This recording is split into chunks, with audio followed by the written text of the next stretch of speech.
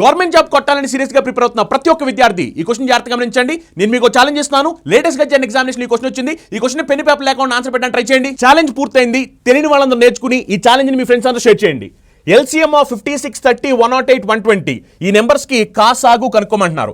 మనందరికి తెలుసు LCM అంటే లీస్ట్ కామన్ మల్టిపుల్. అంటే మన ఆన్సర్ అనేది వీటిల యొక్క మల్టిపుల్ అవ్వాలి, గుణిజము. అర్థమవుతుందా? అందుకని గమనించండి, వీటిలో మల్టిపుల్ అవ్వాలి కాబట్టి మీరు జాగ్రత్తగా గమనిస్తే కనుక ఇక్కడ 30 ఉంది. ఒక నెంబర్ 30 మల్టిపుల్ అవ్వాలి అంటే ఆ నెంబర్ 10 మల్టిపుల్ అవ్వాలి, అలానే ఆ నెంబర్ 3 మల్టిపుల్ కూడా అవ్వాలి. అవునా కదా? అంటే మన ఆన్సర్ అనేది 10 యొక్క గుణిజం అవ్వాలి, అలానే 3 యొక్క గుణిజం కూడా అవ్వాలన్నమాట. అవునా?